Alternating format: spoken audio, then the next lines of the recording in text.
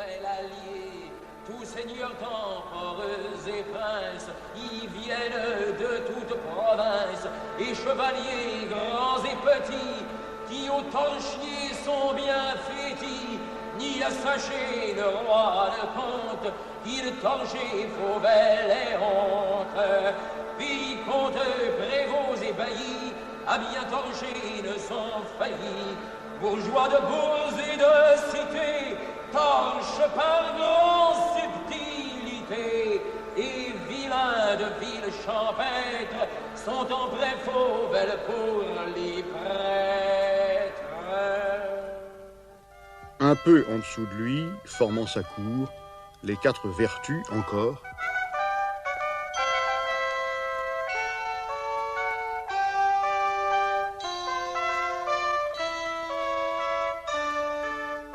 Et puis, la magnanimité, la paix, admirable oisive.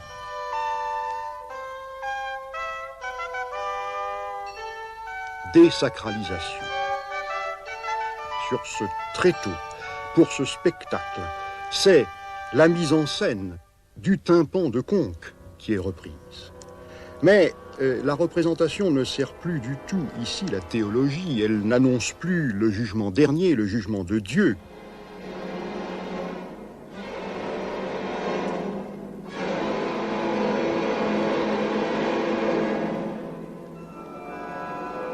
Elle sert une justice terrestre, elle sert la politique.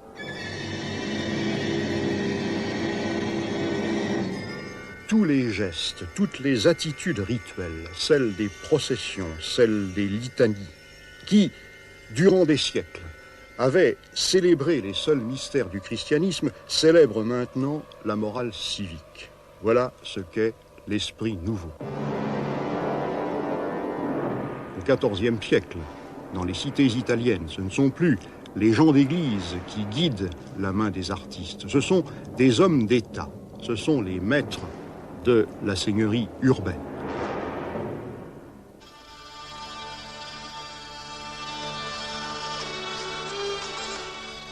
Et dans l'Italie centrale, en Toscane, ces hommes sont des négociants.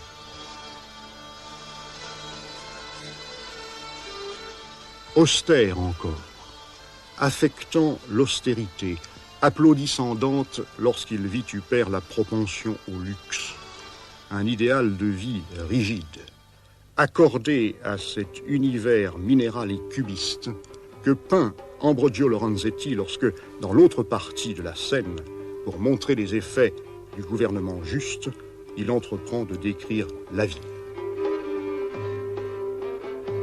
Plus de costumiers maintenant, plus de machinerie, plus de scène. Le regard qui s'étend, qui porte, comme depuis les fenêtres du palais communal, sur la campagne et sur la ville. La campagne et la ville, rassemblées sous la puissance du magistrat, et pourtant strictement séparées l'une de l'autre par la muraille.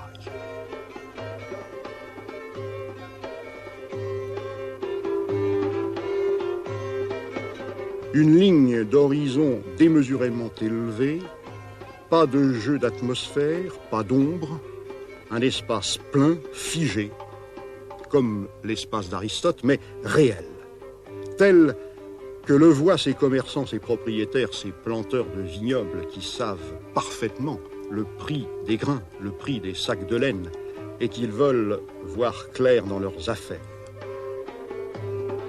qui veulent contempler l'éloge du travail efficace, discipliné, qui rapporte dans ces boutiques, dans ces écoles, sur ces échafaudages, et puis hors les murs, parmi les champs, parmi les vergers, tous les gestes du labeur sont décrits pour exhorter à retrousser ses manches, afin que le peuple entier puisse avancer vers la sécurité et vers la justice, afin surtout que les patriciens puissent en paix jouir des plaisirs nobles, chasser, danser.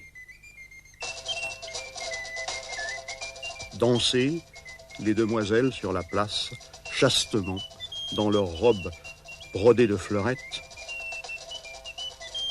chassés, les jeunes gens franchissant les portes, les remparts, s'apprêtant à galoper comme Frédéric II le fauconnier parmi ce paysage démesuré, asservi, pourvoyeur. Le premier paysage vrai qui ait été peint en Europe.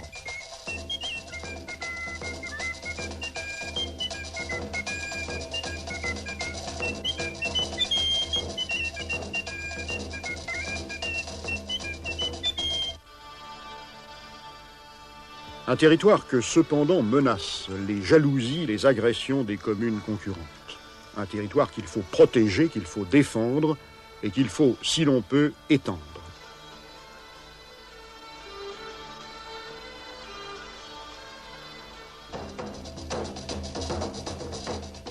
Et c'est pourquoi la cité célèbre aussi ces guerriers professionnels, ces entrepreneurs de combat qu'elle engage et qui mènent à son profit la lutte armée comme une affaire.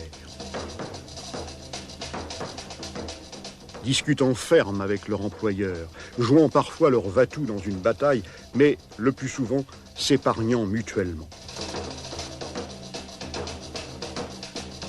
La commune célèbre ses comtes d'Ottières. Alors commence à s'installer sur la place des villes européennes, imitant les symboles équestres des empereurs romains triomphants, la longue cohorte des héros cavaliers.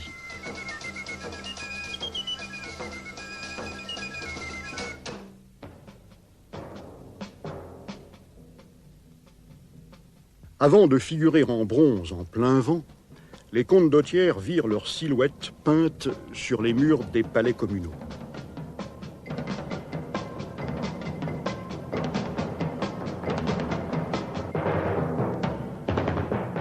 Cette effigie à Sienne est l'œuvre de Simone Martini. Le chef de guerre s'avance, superbement vêtu, fêtant sa gloire, paradant.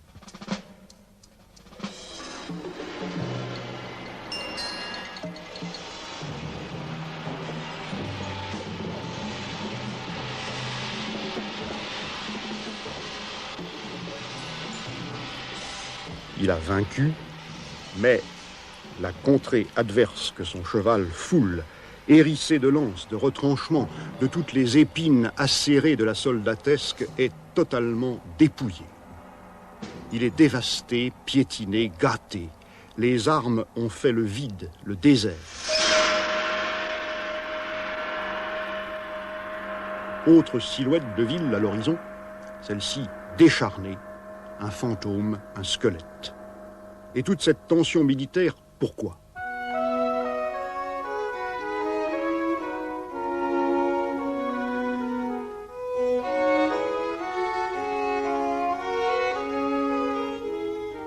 Afin que, dans la commune, protégée par son enceinte, continue de couler, symbole de paix, symbole d'abondance, la fontaine civique.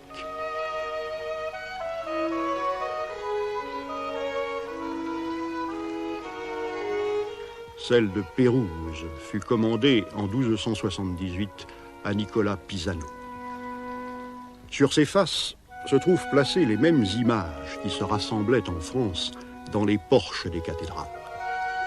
Bas-reliefs montrant les signes du zodiaque, les travaux des mois, les 7 arts libéraux, les degrés de la connaissance. Statues de saints, de patriarches.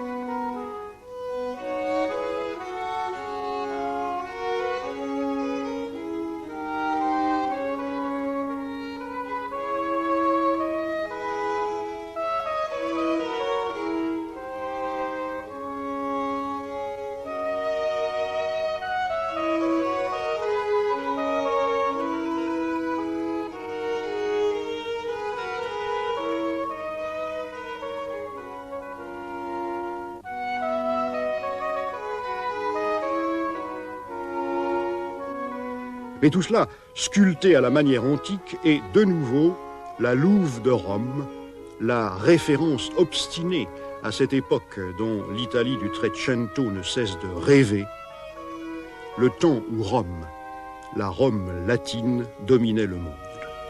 Voici déjà présente au service de la ville cette fusion de la tradition chrétienne et de la tradition classique à la source de ce que nous appelons la Renaissance. Dans toute l'Italie, la nostalgie grandit de l'Antiquité classique. Et le désir devient obsédant de revenir aux sources, de retrouver les origines nationales, secouer le joug, refouler des cultures qui paraissent étrangères, importées, imposées, repousser la culture de Paris, dont l'art gothique est l'expression, repousser la culture de Byzance, qui, depuis le Haut-Moyen-Âge, dans la péninsule italienne, est chez elle. Un espoir de libération nationale. Et deux hommes furent alors salués comme les héros de cette libération, un poète Dante, un peintre Giotto. Giotto, dit Cennino Cennini, a changé l'art de peindre du grec au latin. Du grec, une langue étrangère, au latin, le dialecte autochtone. Mais Giotto n'était pas le seul. D'autres artistes l'avaient devancé, d'autres artistes l'accompagnaient.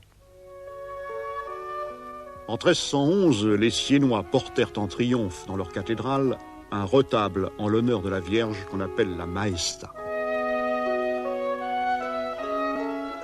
Duccio venait d'en peindre les panneaux à la manière byzantine. Mais déjà, le changement est très sensible par rapport aux mosaïques de Palerme. Une présence plastique, la vie, le frémissement des passions, des chairs plus tendres, de la liberté dans l'usage de la couleur, un abandon du hiératisme, le passage à la vérité des attitudes. Bref, une émancipation. Elle fut très fortement aidée par ce que l'on connaissait à Sienne au début du XIVe siècle de l'art parisien. Tyrannie de l'esthétique gothique encore, et qui s'exerça beaucoup plus profondément sur Simone Martini. Une influence que propageait notamment un relais, la cour de Naples, dont les princes maintenant étaient très étroitement liés à la France capétienne.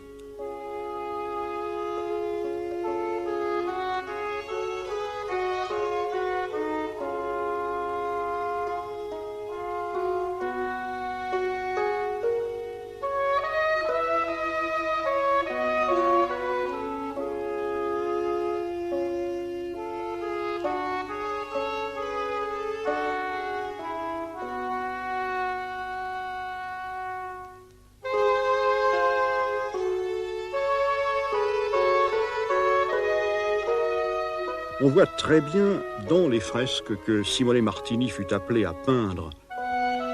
On voit très bien ce qu'il introduisit de français et qui, cette fois, fait complètement craquer le carcan du byzantinisme.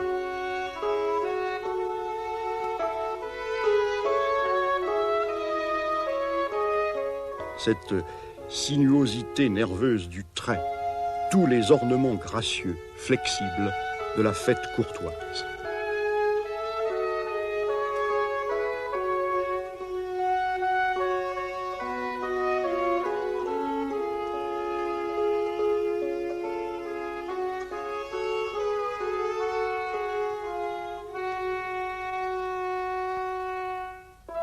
Simone Martini peignit sur les murs de l'église inférieure d'Assise une vie de Saint-Martin sur la commande des cardinaux protecteur de l'ordre franciscain.